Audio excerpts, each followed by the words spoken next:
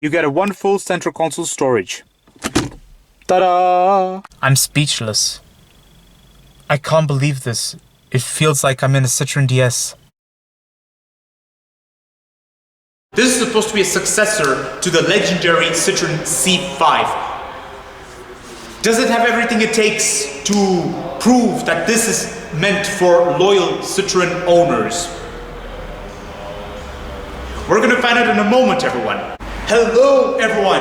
It is finally here, guys. The Citroen C5 X. Now, as you all know by now, I'm a car enthusiast, but I'm a big fan of Citroen cars. I love Citroen cars. You know why? Because they're very fun to drive. They look nice. First, I'm going to talk to you all about the D segment. Now, the D segment is where you have the Volkswagen Passat, the Ford Mondeo, the Peugeot 508, 508.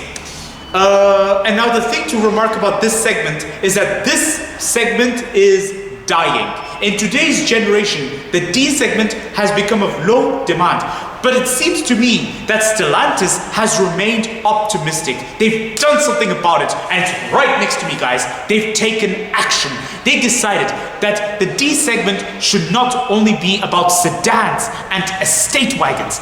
The D segment just has to be desirable, and then maybe it can be a success and a hit. This is what they've come up with, guys. The Citroen C5 X. So essentially what it is that it's a D segment car, but it has the looks of a crossover SUV. And if you look at the rear, it has this fastback style to it. Now, the fastback style has been Citroen's specialty. They've had it with the Citroen DS, the Citroen SM, the Citroen CX. Oh, mamma mia!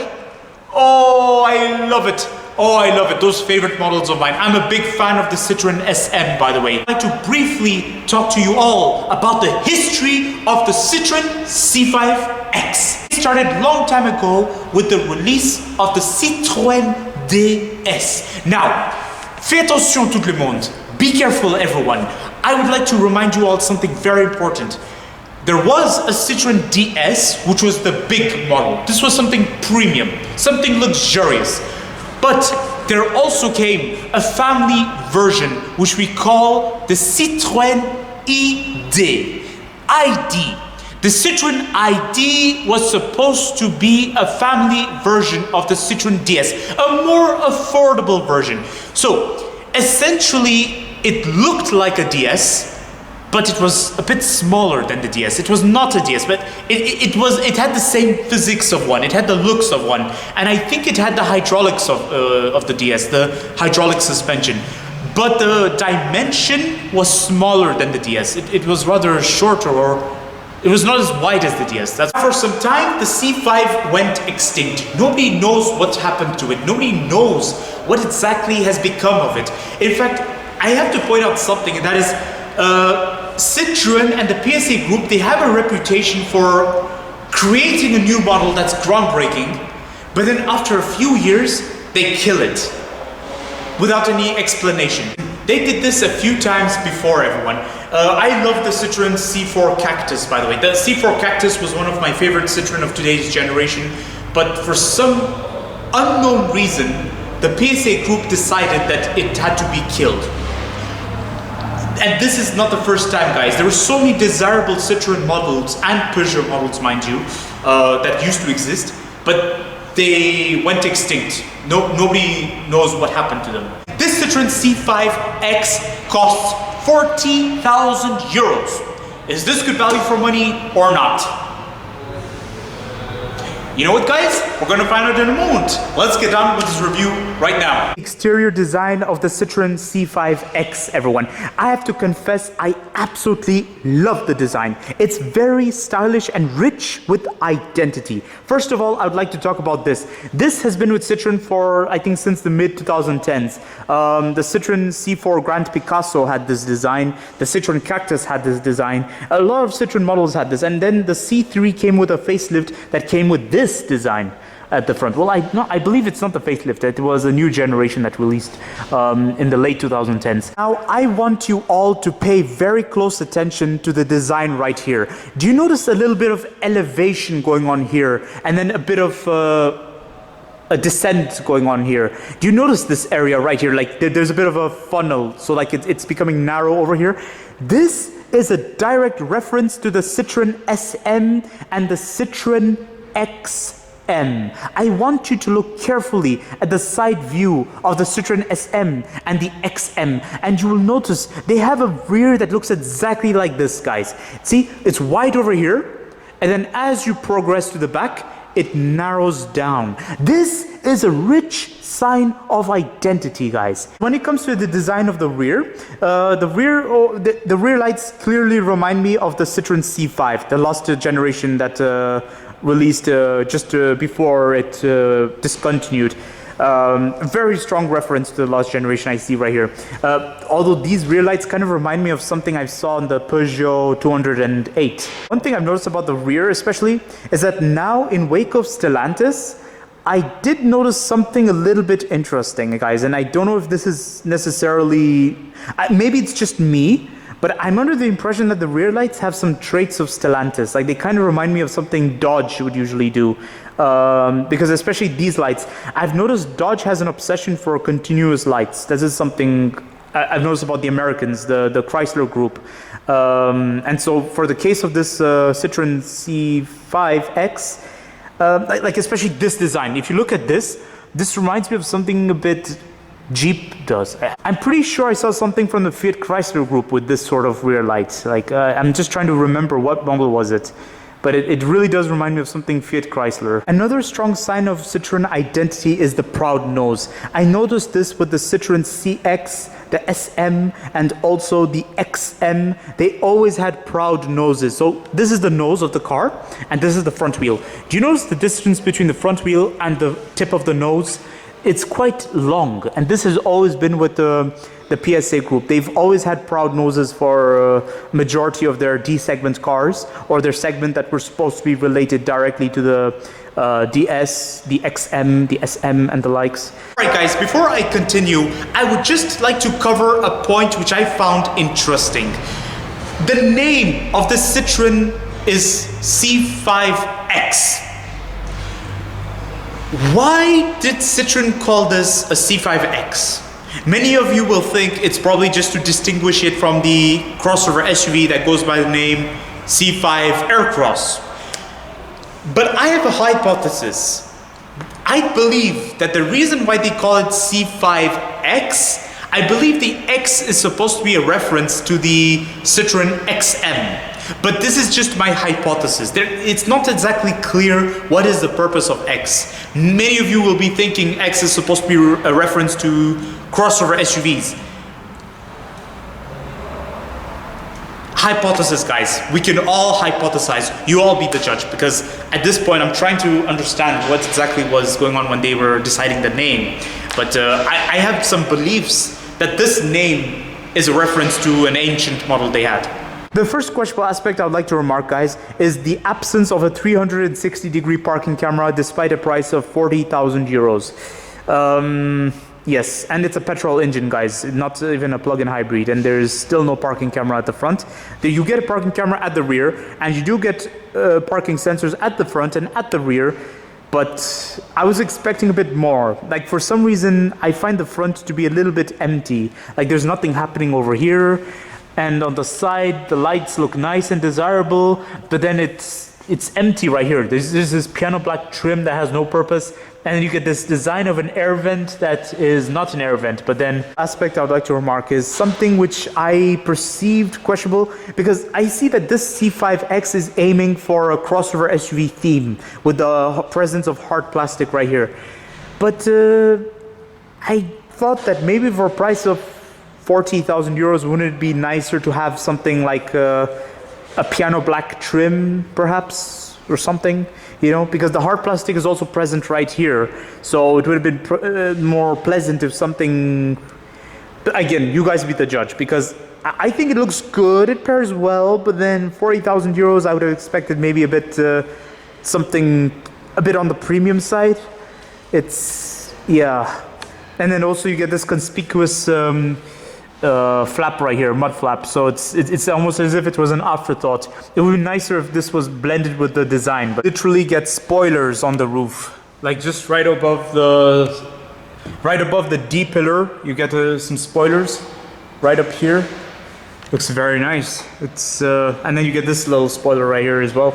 Very cool, very nice. Especially surprising to see for a Citroen. It's a bit interesting. Like, what theme were they aiming for this Citroen C5 X? Because it's like down there you see some crossover theme, but then as you look above, it looks as though they were aiming a bit sporty. Time to explore the interior of the Citroen CX5. Guys, as a Citroen enthusiast, this car really brings the memories. Oh my gosh. Oh my goodness.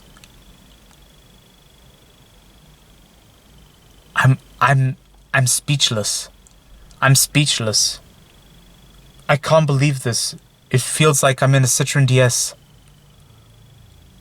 So everyone, over here is the interior of the Citroen CX5. Looks very, very nice and pretty rich with identity. And I'm going to tell you all why in a moment. Before doing so, I'd just like to quickly point out some things. First of all, over here is your infotainment system. Over here is your nicely detailed climate control. And I absolutely love this presentation. This is very interesting. But I'm going to tell you all something interesting in a moment about this. First, let me cover the basics. Over here is your instrument cluster. I have to confess, I really like those leather seats. They look very nice.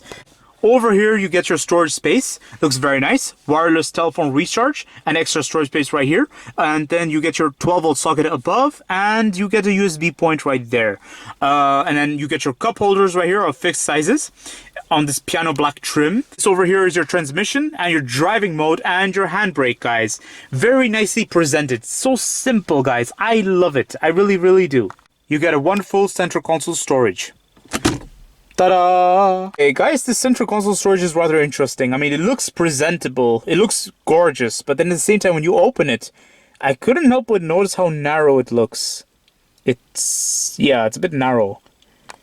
And then there's plastic that sticks out for no reason. Like, for some reason, I just don't understand what's the purpose of this. What's the purpose of this sticking out? Like, why can't it just be a simple box? Why does it have to be... Yeah. Oh well, you all be the judge. And then it's very nice to close. I love the sound of it when you close it. Like, listen to this. It sounds premium. I'd like to point out how this interior reminds me of the Citroen DS. I even reviewed it, guys. I reviewed the Citroen DS and it was adorable. The interior really looks... It really gives the memories, guys. Especially this area. Like, the Citroen DS had a very vertical center. Everything was literally vertical, whereas in most cars things tend to be diagonal, like this. But in the Citroen DS, it was like this, you know. And this is the case of this Citroen CX5.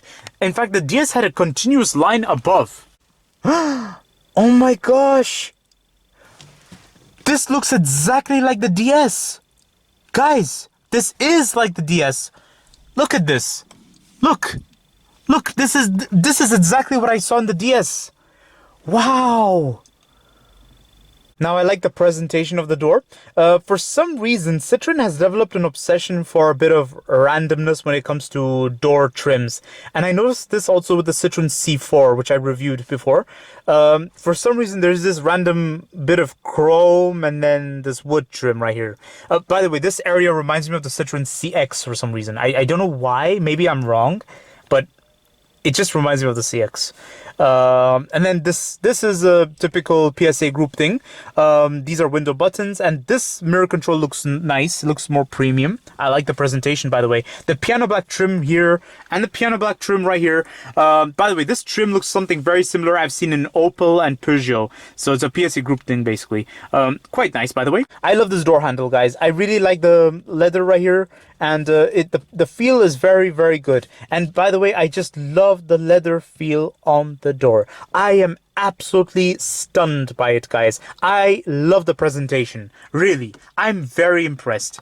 Now, in terms of practicality, I've noticed Stellantis group cars, they tend to be very hit or miss. Sometimes they'll have great practicality somewhere, but then elsewhere there'll be terrible practicality. And I noticed this particularly with the Alfa Romeo Tonale, with the Jeep Wrangler, and also the Jeep Gladiator. And then I also did notice this with several Peugeot cars and Citroen cars. So let's see if this Citroen C5 X has everything it takes to show some practicality solutions and to prove itself. So I already saw the central console storage, and I have to say it looked a bit smaller than average. It's bits of plastic sticking out for no reason, guys.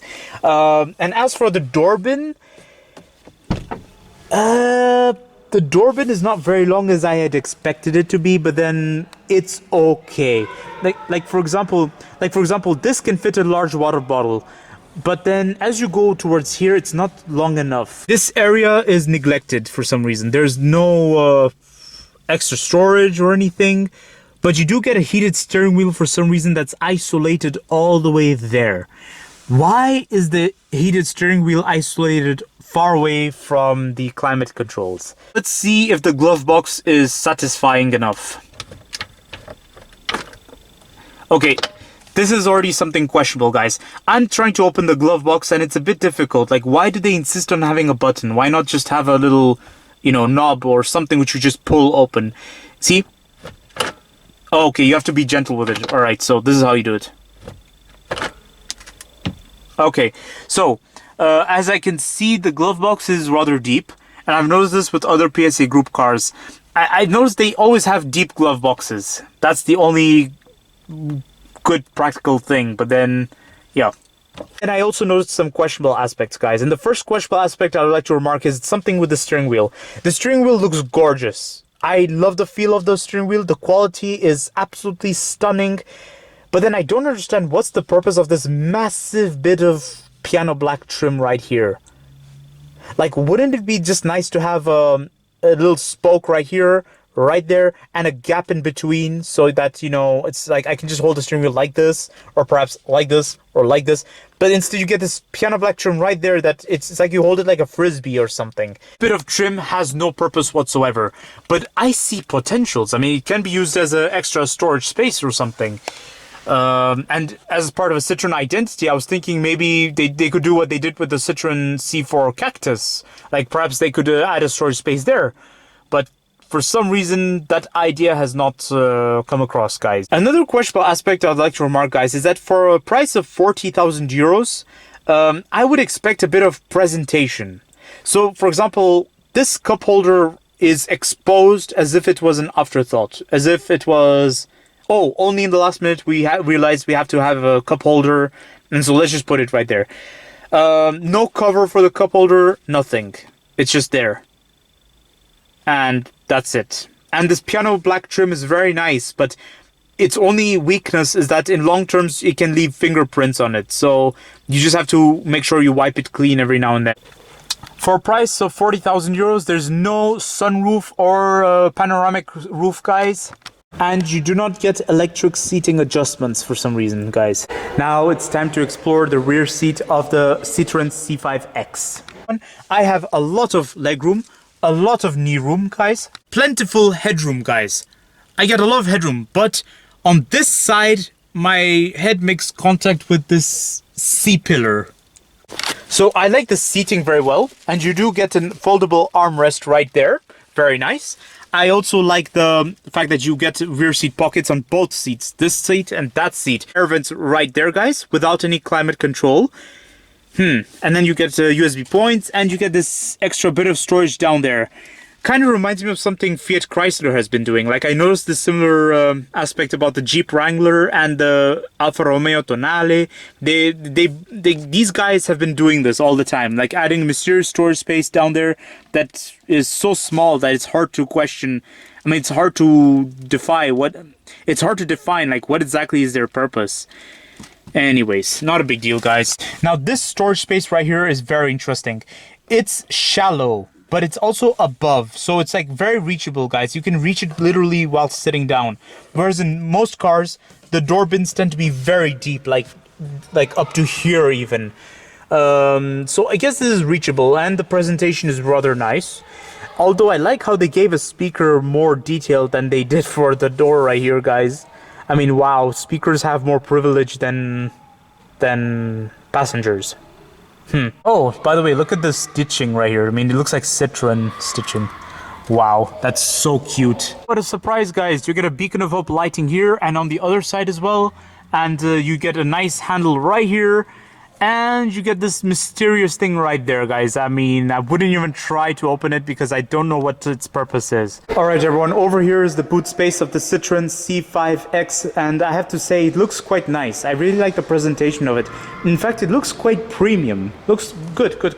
The space is rather nice. I think it looks average for a D segment car. In fact, perhaps more spacious, because in a sedan, you'd have this area right here, the part of the bodywork that intervenes. You get a beacon of hope lighting right there, and I love the LED lighting, by the way. Looks very nice. 12-volt socket right here, and you get some tether points right there, and no shopping hook for some reason, guys. But do you really need that for a D segment car? You be the judge. But otherwise, I like the presentation of the boot. It looks nice, and I also love this. I mean, I think this is supposed to be like something for an additional option, I believe, or it looks nice. I really like it.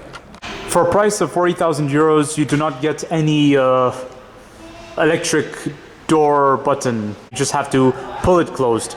Now, whether this is questionable or not, again, be the judge, guys, but I have views about this. The edge of this door sticks out very proudly. So when closing this door, you have to be very, very careful. So like, check this out, guys. The edge of this door always comes close to my face, so I have to be very careful. And then also when pulling it down, my arm is literally buried under the door. So at one point you have to let go of the door whilst pulling it down with force. So here's my conclusion of the Citroen C5 X, everyone. I have to say that this is a very promising model in today's generation, because this is a D-segment car that's very promising to change the name of the D-segment. In today's generation, D-segment is dying, but Stellantis has maintained optimism about it, and they've really done something about it. And they even offer hybrid petrol versions of this Citroen C5 X. So therefore, environmental initiatives are being respected. So for a price of 40,000 euros, is this Citroen C5 X good value for money or not?